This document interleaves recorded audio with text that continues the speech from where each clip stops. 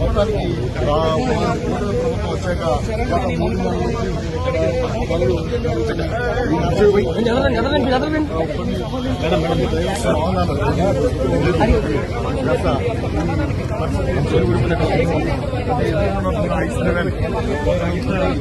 ప్రమాదం జరిగింది.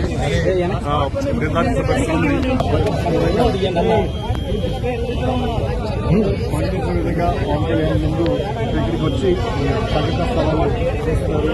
తర్వాత ఇప్పుడు ఎక్కడి నుంచి బయలుదేరి పిఠాపురం వెళ్తారు. పిఠాపురంలో ఇక్కడ గోకులాన్ని ప్రారంభిస్తారు. ఆ తర్వాత సంక్రాంతి సంబరాల్లో పాల్గొంటారు. అయితే ముందుగా ఈ ఘటనా స్థలాన్ని పరిశీలిస్తానని చెప్పి పవన్ కళ్యాణ్ ముందుగానే చెప్పడంతో ఇక్కడ పంట వస్తే ప్రతి ఒక్కరి మనసు మరి పరువయ్యేది పుట్టి పెరిగిన పల్లె వైపేగా.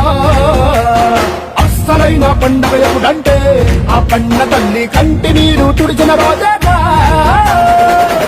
ఓ నాడు కళకళ వెలిగిన రాయలోని సీమిది ఈనాడు వెలవెలబోతే ప్రాణమంతా చిరబోతుంది.